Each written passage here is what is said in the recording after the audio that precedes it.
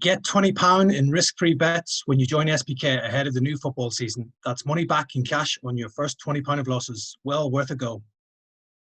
Hello and welcome to episode 37 of Touchline Talk with Odds Changer. I'm back with the main man today. Dean Jones is back after his week off, so we're back to discuss all the latest news and gossip from the world of football. It's hot out there, Dean, weather-wise, and it's getting hot out there in the transfer market. A few things now starting to happen. Everton seem to be making a few moves in the transfer window, with Rafa Benitez now firmly installed at Goodison Park. Andros Townsend looks like he could be the first signing of the Benitez regime. He had his medical at Goodison Park, and from what I'm understanding, a 2-year deal is agreed. Also, Asmir Begovic seems to be coming in from Bournemouth to maybe act as a backup to Jordan Pickford, and also an interesting one, this for me, Demarai Gray coming back to the Premier League after a short stint in Germany. That move seems to be on the cards from Bayer Leverkusen. What are you making of Everton's dealings so far? I might be slightly worried if I was an Everton fan about the way that they're moving their squad forwards as it is.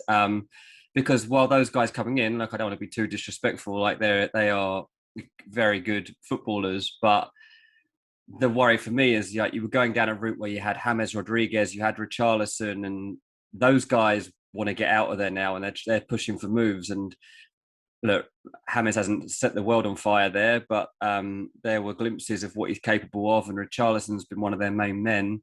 And I just think that the transition is not looking too convincing. I mean, look, Rafa Benitez will have a few tricks up his sleeve here. He's got his own contacts when it comes to the transfer world.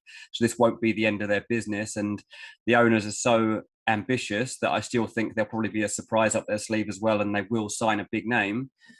But you're an Everton fan, you're looking forward to getting back in the stadium, and then you see signings like this, and you're like, what year is it? Like, hang on, what's going on? It's slightly underwhelming, but hopefully they put some other stuff up their sleeve. And ultimately, I'm not sure if James or Richarlison are actually going to get the moves they want, to be honest. Yeah, as you said, these three prospective signings, all pretty cheap signings. I think Demarai Gray is about 1.5 million. Andros Townsend's a free agent, and Begovic will be a small fee from Bournemouth as well, who are keen to get him off the wage bill, I believe. So it's one of those ones. Is this what Everton are working within this summer?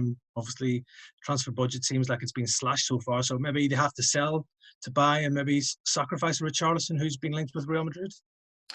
Maybe. It's a weird one, though, because Rafa Benitez is one of the costliest managers out there that you could go after. So if they've gone down that path to get the boss, then you'd think that they were going to be able to back him with a similar type of player, which is concerning in some respects. Richarlison, yeah, he does want Real Madrid. I'm not sure Real Madrid have him as their prime target right now. Kylian Mbappe, obviously, still the main man. They're making Eden Hazard available for transfer. Gareth Bale's future needs to be sorted out. Still want to be involved in that Haaland conversation if other things don't go to plan. So that those players are there, and then you've got Richarlison kind of just on that lower tier. And I understand why he wants to get in there. Maybe he would do well, but I don't think it's his time. I really don't think that in this market, it's likely that Richarlison gets that move to Real Madrid that he wants, even though there are rumours that, Vinicius Junior might be leaving. Maybe they're going to open up the squads. Yeah, possibly. I think could be maybe a few swap deals on the cards, maybe with Real Madrid offering players in exchange for the likes of Richarlison and other transfer targets. As we all know, their financial problems are not great either at Real Madrid as well. An extra complication for Richarlison is also that he's representing Brazil at the Olympics, so it means he's going to be returning late to club duty. So maybe that gives Everton fans hope that he'll end up staying at Goodison Park. Yeah, I think they'll see it as they don't have to let him go to the Olympics, and they have let him go. So they'll feel that if he came back from that and demanded a transfer, that would be pretty hard on them. So I think they'll think that he needs to hit the ground running once he does return. And put in another season. I think that Richarlison saw last season as his last season, but he might have to have another last season if things don't go his way in the next few weeks. Exactly. We can blame the pandemic for all these players having to play their last season at a certain club as well. But a worry for Everton fans, possibly Dean as well, would be, as you said, these prospective signings aren't really top names. Would that be a concern maybe to the players like Dominic Calvert-Lewin, who had a great season last year? Maybe he might be getting a bit unsettled if he sees what direction Everton are going in if they're not making big name signings. I'm surprised we're not hearing a bit more about Calvert-Lewin being linked to other clubs, and I think we will be. Towards the end of the season, I remember the first club actually that I was told we're looking at him was Juventus, and that was like probably May. Spoke to someone in Turin who said, "What do you think the chances are they'd get him out of there?" And at the time, I said probably none.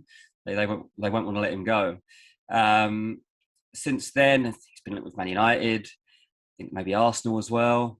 If Tottenham are looking for a striker and Kane does leave, then maybe they start looking in that direction. I think he's a really good option for some teams, maybe even Chelsea if they really had to fall back on somebody, because Danny Ings is available, but there's not many other like players with proven Premier League credentials that you could look at right now in a market which I think will become quite desperate in the last 2 weeks of the window. So Calvert-Lewin, everything's quiet for now. Obviously, he's got a break because he's on the back of the Euros and they get 3 weeks off. But I don't think we've heard the end of that. I'm not saying he'll definitely leave Everton, but I think there's more to come. Yeah, I think it's going to be a huge summer at Everton, especially now with Rafa Benitez in charge. And seemingly some of these new faces are on their way to Goodison Park, but also possible departures from the club before the transfer window closes at the end of August. Switching across to the red half of Merseyside, Dean. Bit of a strange one, this really. Doubts over Jordan Henderson's future at Liverpool. I don't think we would have seen this coming maybe a couple of months ago. We all thought Jordan Henderson, being the captain there, being such a trusted lieutenant of Jurgen Klopp, that he would probably end up ending his career at Anfield. But now doubts seem to be creeping in that he could be possibly leaving there with contract talk stalling and the likes of PSG and Atletico Madrid meant to be monitoring his situation. What's your latest take on all this? And I'm sure Liverpool must be desperate to avoid another Gini Wijnaldum situation here. You would think so, but I think if you take the emotion out of it and look at it from a business point of view, then you can kind of understand why this is coming about the way it is. Henderson still has 2 years remaining on his contract at Liverpool. He's 31 years old. He's a midfielder. Why would they extend it right now? We don't know what terms that Henderson's looking at for starters. We've seen that Wijnaldum didn't get what he was looking for, and they were quite happy to let him run his contract down and go. And from what I understand, that is generally their consensus. They're not actually fearful of players actually ending their contracts and leaving if they're at a certain stage of their career. And I feel that Henderson, if he gets to 33 and was to leave Liverpool, then it wouldn't be a huge loss at that point of his career. Obviously, Liverpool fans won't look at it that way because you'd look back at what he's done over the last 10 years, how he's grown, how he's become an icon of the club and what it stood for, and he's won the Premier League and Champions League. A step away from that, look at it if you were the owners. You're not going to give him a 4-year, an extra 2 years or something at the moment, are you? And carry him on to being 34, 35 years old, because the type of player he is, you can't be sure that you're going to get much out of that. He might get injuries over the next year. I think it makes more sense, to be honest, to look at this in a year's time and see how the land lies there. I can't see that Jordan Henderson's going to be desperate to move away from Liverpool right now. I don't think they would let him leave right now. I think they still need that continuity to run over and to try and get back in that Premier League conversation in terms of winning it next season. And if they can do that and Henderson's part of it, then I think he's definitely got a big shout to get that new contract that he's after. But at a time when we're going to be talking about Mo Salah's future, Sadio Mane's future, Van Dijk's coming back into the team. There are a lot of storylines here, and I don't think Henderson is the main one that they're going to be worried about. I think there are other positions that they probably need to be sure about rather than him. I know it all sounds a bit strange because Jordan Henderson's been great for Liverpool, but I feel right now, in the back of the story coming out, there's a lot of emotion and not a lot of like business sense, in terms of the way people are looking at it. Yeah, I think probably the only worry for Liverpool fans is that these decisions are being made by FSG rather than Jurgen Klopp, because I'm sure Jurgen Klopp, if he was the money man, he would probably give Jordan Henderson a new deal straight away, like he would have done with Gini Wijnaldum. But as you said, Dean, the other priority seemed to be, let's sort out the futures of the likes of Alisson, Van Dijk, Fabinho, and obviously Mo Salah is going to be a big one as well, with just 2 years left in his contract, and obviously continued speculation that he could maybe leave Anfield sooner rather than later, with the big boys ready to pounce if no new deal can be agreed for him. Yeah, exactly that. And I think that you're right, FSG Klopp did want Wijnaldum to stay. FSG weren't willing to give him the terms, and he's gone on and signed a ridiculous contract to PSG. So if I was Jordan Henderson, I wouldn't be too worried because Pochettino's a big admirer of him too, and maybe he could land a ridiculous contract in a year's time. But for now, I think that Jordan Henderson will be staying at Liverpool. And this, we've also got to look at this. It's a reasonably quiet week in terms of England players and Premier League players, because on the back of the Euros and stuff, and a lot of people are on holiday. So this story might hold a bit more, I don't know, clout, I guess, at this moment, because there's not a lot else going on with England players.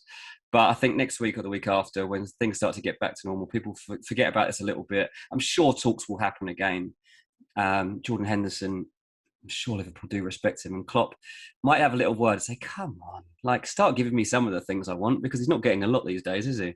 No, definitely not. You've got to be keeping the top man happy, and your captain and your manager would be two of those that you want to keep happy as well. But as you said, Dean, there's no real rush, I think, on either side to try and get this deal done. He still has 2 years left on his contract, so it's not like he's going to run down his contract and sign a pre-contract or anything in January. But yeah, if I was a betting man, I think this will get resolved, and Jordan Henderson will probably end up getting a new deal, and probably looking likely that he would end his career at Liverpool unless something drastic was to happen. Liverpool are also trying to clear the decks at Anfield right now, Dean, to raise funds for their own transfer plans. They've already agreed to sell Marco Groya to Porto for 10.5 million, and also Nigerian forward Taiwo Awoniyi is seemingly on the verge of a move to Union Berlin for 6.5 million. So that's close to 17 million raised by Liverpool. Others expected to follow them out the exit door at Anfield, the likes of Harry Wilson. I know Fulham are very keen on him, as Brentford have shown a bit of interest. Also, Divock Origi, Xherdan Shaqiri could all be on the move, and Nico Williams has also voiced that he might be looking to leave. Who else do you expect to leave Liverpool before the close of the window?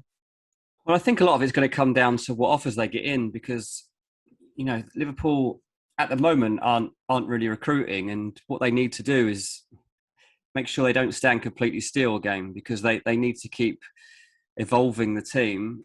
And ultimately, though, it's going to come down to which players they can actually make money from, because they need to bring in some cash, as I understand it, before they can go out and spend money. And they only really want to sign players right now that are going to actually improve that first 11, because that's where they ultimately fell short last season. They had a big enough squad. They just didn't have the quality in the depth. And so that when those big players went missing, they didn't have people that could step up. And I think that that's what they'll look to do. I don't think Liverpool are going to go out and sign 5 players in the next month. But if they could sign 1 or 2 in those last couple of weeks that are, I don't know, maybe not marquee signings, but if you say you can spend £30 million on a midfielder, whatever it is, then that's where you want to be. It's really difficult to get stuff out of Liverpool. They are one of the tightest clubs in terms of stopping leaks from coming out. Usually what you see when players are linked with Liverpool is that those links have come from abroad. That's so often the case these days. And then you try and firm it up from there and find out how much is in it.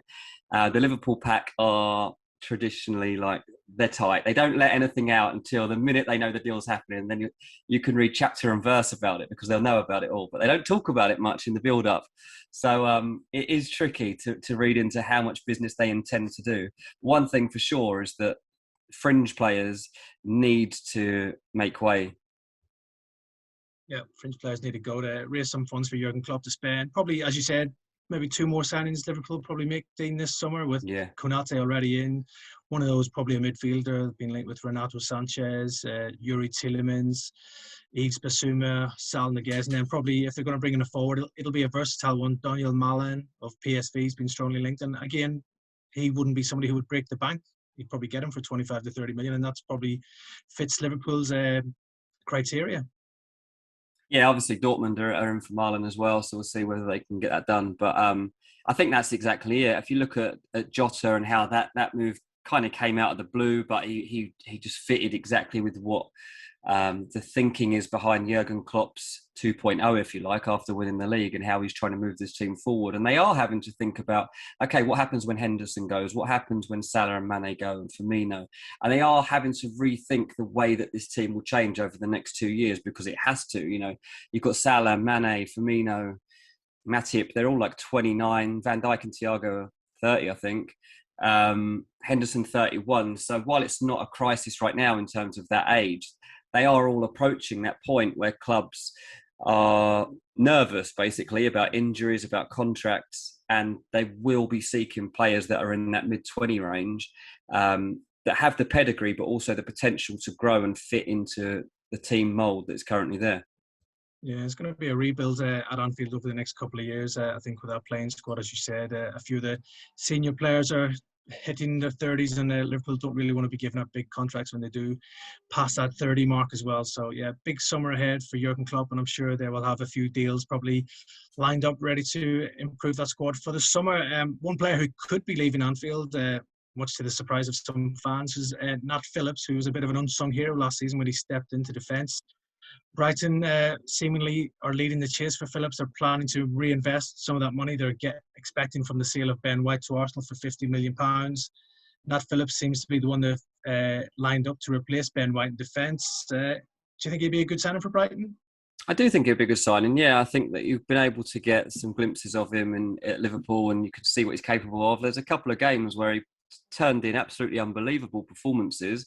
I can understand why Liverpool fans would not be completely happy with seeing him go, but I think you also have to understand a team of that size and where they want to be heading, why they can't afford to wait too long for these players to hit the very top level. Because you look at Chelsea, for example, and they're letting Tomori and Guehi go for like combined 50 million or just under that. And Chelsea fans can't believe it, but it's because Chelsea want to sign the real deal, and they'll look for somebody that is Champions League ready or Premier League champion ready. You know what I mean? Like that, they can't take risks because they know that the teams around them are always strengthening. You have one flaw in your team. You wait for one player to have a year where they're improving and getting used to the standard of the league and making mistakes. It's tricky. You can't really do it. And while Jurgen Klopp undoubtedly is one of the best managers in the league at bringing players through and giving them time and opportunity, he knows what pressure he's going to be under this season to deliver results and making sure that they're in that race. So I think Brighton would get a really good side in there, and I think he'd perfectly fit in. I know that a couple of other clubs in for him as well, Southampton, I believe, and Burnley as well. So it doesn't surprise me at all. I think there'll be even more clubs than that interested, to be honest, that we just haven't heard about. I think it's about £15 million, I think, being spoken about, which is a decent deal, isn't it? You don't hear about many players of his quality available for £15 million. Yeah, I think it'd be a good deal for any of the interested clubs. And Nat Phillips, as I said, really impressive last season when he had to come into the Liverpool side in difficult circumstances. And you don't get many young British players for that type of fee. So, yeah, whoever gets him, I think, will be getting a good player, definitely, if he is to leave Liverpool this summer. Also, Brighton, strongly linked with Odsonne Edouard at Celtic, who obviously seen a potential move to Leicester fall down when they moved on and switched to other targets, with Daka coming in from RB Salzburg. Celtic, I think they're looking top dollar for Edouard right now. They know they've got a big sell-on fee to give to PSG as well, so they're trying to get as much as they can for the young Frenchman, but it seems inevitable that he will leave Celtic this summer. Do you think Brighton would be a good landing spot for him? Yeah, I mean, I think he's frustrated that he's still at Celtic. He really did think that the Leicester move would come through, and to be fair, Leicester have got an unbelievable deal getting Daka for like, was it £22 million or something? Like, that is ridiculous. It's a steal in this market. He's such a good player.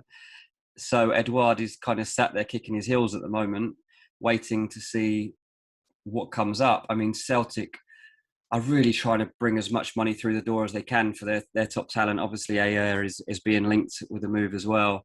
Brentford, I think, leading the chase. But again, Celtic haven't let that move go through yet because they're just trying to gauge if there's any other interest and they can like bump the price up. But for Brighton, I think it's a good fit.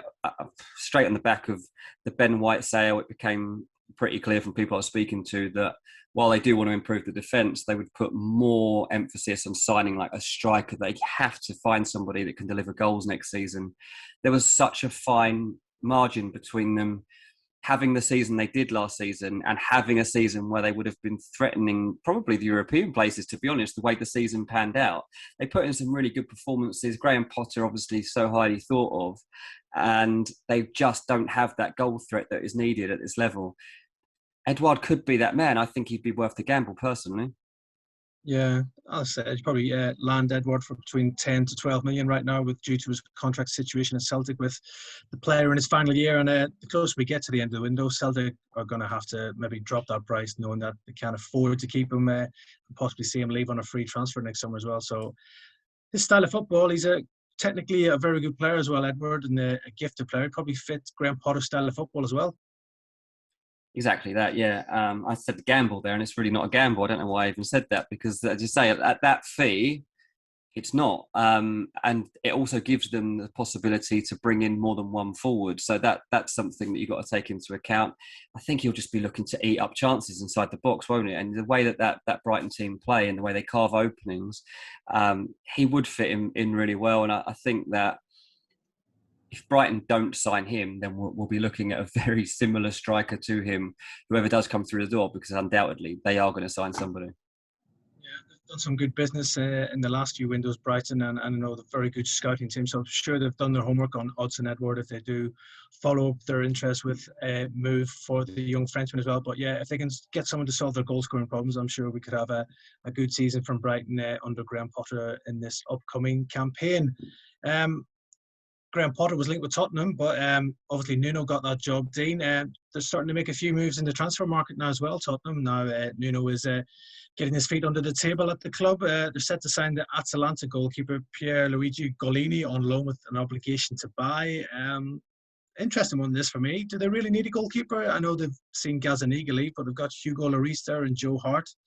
Do they need to go out and get somebody like Golini? I know a loan's not a bad deal, but he's Atalanta's number one and Champions League experience as well. So could be a good addition to the Spurs team, or does it raise question marks over Hugo Lloris's future? It was interesting because sporting director Fabio Paratici has obviously been dipping into the Italian market all over the place, not in terms of actually really signing many people yet, but in terms of looking for defenders.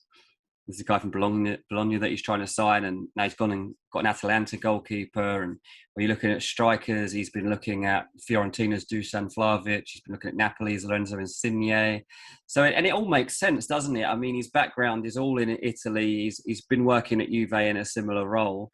So it's no surprise, really, that all of the big links to Tottenham right now are Italian players, and because it's where all his contacts are. They're not the only place they're going to be looking, obviously, and that they're having to make a long list, because the other thing that Paratici does is he registers interest with a lot of players at the same time and their agents at the same time. And then from then, he basically gauges what the interest is, gauges what the chances of actually that club selling, and then tries to figure out the financing on the back of it and whether it fits in with what they want to do in that position. So as a result, you could easily have, 10 defenders. I mean, that might be a slight exaggeration, but probably not far off. 10 defenders being pursued at the same time, like 8 forwards being pursued at the same time. And that kind of fits in with what we're reading right now, doesn't it? A lot of what is coming out it seems like a scattergun approach. I don't think it is quite scattergun, but it definitely looks like it. Yeah, keep shooting at the barrel, you're bound to hit something at one point. That's maybe the Spurs transfer policy at the minute. But as we all know, Spurs transfer policy probably revolves around the future of Harry Kane. Been any update on that, Dean, or are we expecting him to remain at the club? He'll probably remain, but I mean, it's a quiet week for Kane. Obviously, he does go on holiday now, and this is always going to be the quietest week of this pursuit. But I think he'll come back into training beginning of August, and we'll start to see there how this opens up. And he basically needs Man City to come and show their intent and put that money on the table, put the offer there, so that he can then have the confidence to say to Levy, it's time to let me go. That's a good offer for me. Until that offer lands, there's not a lot he can actually do.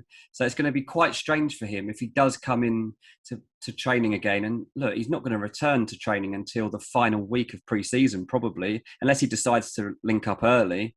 That's when he's due back. So he's going to be coming back in that week, building up to a match against Man City. There needs to be a bid waiting for him. Otherwise, it's going to be all very awkward to say, yeah, I'm just waiting for that. And then I'm probably going to kick off a little bit. Don't think he's going to hand in a transfer request. Not yet, anyway. I really do think that we'll still be speaking about that on deadline day, personally, I think. Yeah, no doubts. That's the one that's probably going to drag on. A couple of others that have been dragging on for a few weeks now, Dean, is Man United's pursuit of Raphaël Varane. It seems they're making progress on his potential signing from Real Madrid. We all think, from what we're hearing, is that personal terms won't be an issue. The player does seem very much interested in a move to Old Trafford. It's just agreeing a fee with Real Madrid could be the issue. Real Madrid holding out for about £50 million for the French international. What's your latest take on this potential move? I think it's really exciting for United, and his availability really came as a huge surprise. He's not somebody that was necessarily on their radar until he was put to them as a potential option.